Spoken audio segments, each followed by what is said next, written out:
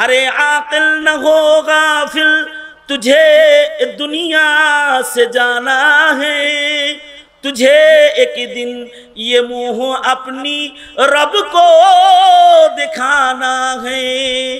अल्लाकुमुत्तकासुर हत्ता ज़ुरतुमुल मक़ाबिर कल्ला सौफ तअलमून सुम्मा कल्ला सौफ तअलमून कल्ला लौ तअलमून इल्मल यकीन लतरवुन्नल जहीम।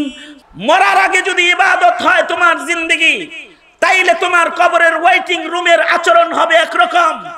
আর যদি মরার আগে দুনিয়ার হায়াতে গাফলাত হয় তোমার जिंदगी তাহলে কবরের ভেতরে এই হাদ্দে ফাসিলে থাকা অবস্থায় ওয়েটিং রুমের আচরণ হবে তোমার সাথে আরেক রকম।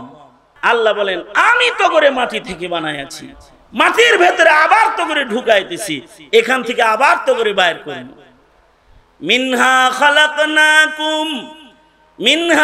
খালাকনাকুম ওয়া ফিহা নুঈদুকুম ওয়া মিনহা নুখরিজুকুম তারাতান উখরা।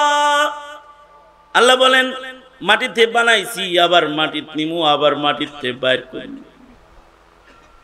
মনে করিস না যে মরছস আর তামাশা শেষ হয়ে গেছে, না, আবার আরো নতুন তামাশা আছে, উড়ামু, আবার সামনে দাঁড় করামু, পরীক্ষা নিমু। কি করছস? আমি যে হায়াত দিছিলাম তখন কি কাম করছস? হায়াতে আমার ইবাদত করছস নাকি শয়তানরে খুশি করছস? যদি আমার গোলামি করে থাকোস তাইলে ভয় নাই, ভয় নাই। ফাদখুলি ফি ইবাদি ওয়াদখুলি জান্নাতি, তাহলে আমার বান্দাদের দলে ঢুকা যা, আর জান্নাত তোর ঠিকানা হয়ে যাবে, ঢুকাবার জান্নাতে। আর যদি আমি রবের না চিনা থাকোস, আমি রবের গোলামি না করে থাকোস, তাহলে প্রস্তুত থাক, তোর মতো এমন অবুঝের লেগে আমি জাহান্নাম বানাইছি। শ্রেষ্ঠ বানাইলাম, বুঝলি না কেমনি বানাইলাম, কি করলাম চিনলি না, রব চিনলি না, রবের গোলামি করলি না, তো দোজকের জন্য রেডি হয়ে থাক, দোজকের আগুনের জন্য প্রস্তুত হ। মুহতারাম হাজিরিন, তাইলে কিন্তু ইবাদত ছাড়া সেকেন্ড কোন লাইন নাই বাচ্চা। अरे आकिल न हो गाफिल तुझे दुनिया से जाना है, अरे आकिल न हो गाफिल तुझे दुनिया से जाना है, तुझे एक दिन ये मुंह अपनी रब को दिखाना है। अरे आकिल न हो गाफिल तुझे दुनिया से जाना है, तुझे एक दिन ये मुंह अपनी रब को दिखाना है।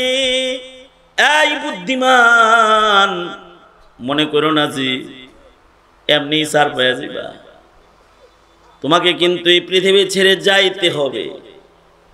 তোমার পূর্বে যারা ছিল তারাও গেছে, তার পূর্বে যারা ছিল তারাও গেছে, তুমিও যাইবা, যাইতে হবে। যাওয়া পর্যন্ত শেষ নয়, আবার দাঁড়াইতে হবে। মনে করো না কবরে যাওয়া ফাইনাল হয়ে গেছে খেলা, ফাইনাল খেলা আরো বহুত দূর। কবর তো দুনিয়া আর আখিরাতের মাঝখানের এক হাদ্দে ফাসিলের নাম। এদিকে দুনিয়া, এইদিকে আখিরাত, মাঝখানে এক হাদ্দে ফাসিল, এক দেয়াল আছে। এই দেয়ালটার নাম কবর, যেটা আলমে বারজাখ।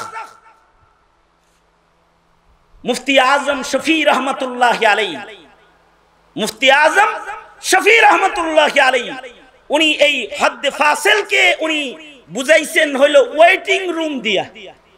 মুফতি আজম শফি বলে কি, কবরটা হলো ওয়েটিং রুম। দুনিয়া থেকে আখিরাতে যাইতে মাঝখানে এক ওয়েটিং রুম, যেটা এটার নাম হলো, এই এটার নাম কি? আওয়াজ করে কোন? কবরে কিছু আছে? আছে এত নরম করে কনকে নাই? কিছু নাস্তিক আছে, ওরা মনে করে কবরে কিছু নাই। কবরে কিছু আছে না নাই?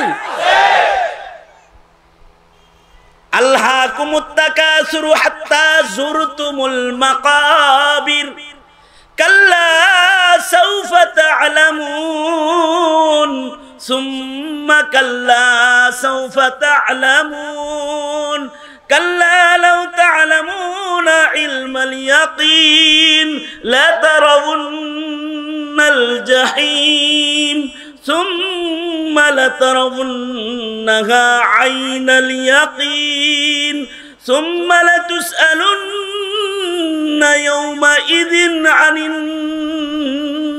النعيم। এই হাদ্দে ফাসিল হয়ে আবার আরো আছে সামনে সওয়াল জবাব, সব নিয়ামতের জিজ্ঞাসাবাদ, আখিরাত। সচক্ষে বান্দা এগুলো সব দেখবে যখন মরবে। মরে যাওয়ার পরে কবরে যখন নিবে সব দেখতে পাবে, সচক্ষে দেখবি, আছে সব আছে। কোরআন বলে বান্দা তুমি সচক্ষে দেখবা, আইনুল ইয়াকিন হবে তোমার। আছে কবরের ভিতরে আযাব আছে, কবরের ভিতরে সওয়াল জবাব আছে। কবরটা ওয়েটিং রুম কারোর জন্য, কবর হবে জান্নাতের বাগান। আল কবরু রাউজাতুম মিন রিয়াজিল জান্নাহ। আল্লাহর রাসূল বলছেন কবর এমন একটা ঘর, এটা কারোর জন্য হবে রাউজাতুম মিন রিয়াজিল জান্নাহ, আর কারোর জন্য হবে আও হুফরাতুম মিন হুফারিন নার।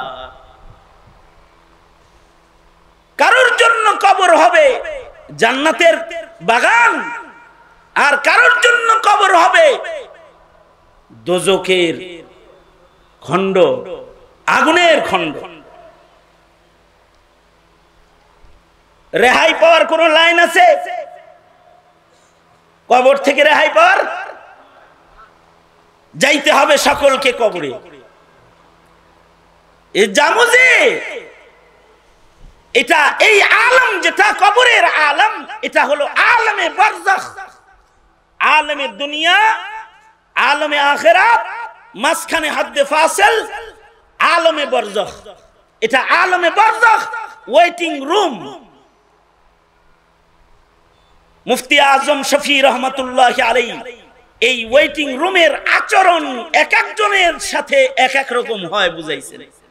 দেখো না, যাত্রীটা যদি ভিআইপি হয় তাইলে ওর ওয়েটিং রুমটা ফার্স্ট ক্লাস হয়, ভিআইপি ক্লাসের হয়, যেখানে যাওয়ার সাথে সাথে খানাপিনা শুরু হয়ে যায়, ঘুমের জায়গা আছে, কায়ত হয়ে চিত্ত হয়ে বইরা থাকার শান্তি আছে। এই যেমন আমাদের জিয়া আন্তর্জাতিক বিমানবন্দরে যদি ঢুকে কেউ, সে যদি ভিআইপি গেস্ট হয় তো তার ভিআইপি লাউঞ্জে তাকে নিয়ে যাবে, অথবা সে ফার্স্ট ক্লাস কোন ওয়েটিং রুমে তাকে অপেক্ষা করানো হবে। সেখানে সেবকের অভাব নাই, খাওয়ানোর অভাব নাই, সার সার কইতে কইতে মুখে ফেনা উঠায় ফেলবে।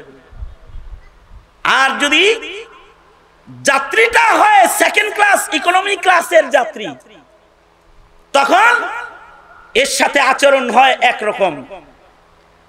এমন জায়গায় বহায় গন্ধ আহে, মানে ওখানে বাথরুমের গন্ধের জ্বালায় বসানো যাইতেছে না, অথবা অন্য কোনো ময়লা পড়ে আছে, হয়তো বসার একখান চেয়ার আছে। কিন্তু যাত্রীটা যদি হয় অপরাধ কইরা ফেরত যাত্রী, মানে টিকিটের টাকাও দিছে না, মাগনা টিকিটে পাঠাইতেছে ওরে, মনে করেন সৌদি আরব থেকে, মালয়েশিয়া থেকে, অথবা সিঙ্গাপুর থেকে, অথবা বিদেশের কোন দেশ থেকে, আমার দেশের যে সন্তানরা জটিলতায় পড়ে পুলিশের হাতে ধরা খেয়ে ওরা যারা ইমিগ্রেশন পার হয় অথবা ওয়েটিং রুমে থাকে, ওগরে কিন্তু আরামের ওয়েটিং রুম দেয় না, যেন এসি সারা থাকবার বইব, ওগরে ধাক্কা দিয়ে আসামির মতো ঢুকায় গায় ভেবে থাকে না। যাত্রীটা যেমন, তার সাথে ওয়েটিং রুমের আচরণটা তেমন। এই মরার আগে যদি ইবাদত হয় তোমার জিন্দেগি, তাইলে তোমার কবরের ওয়েটিং রুমের আচরণ হবে একরকম। আর যদি মরার আগে দুনিয়ার হায়াতে গাফলাত হয় তোমার জিন্দেগি, তাহলে কবরের ভেতরে এই হাদ্দে ফাসিলে থাকা অবস্থায় ওয়েটিং রুমের আচরণ হবে তোমার সাথে আর এক রকম।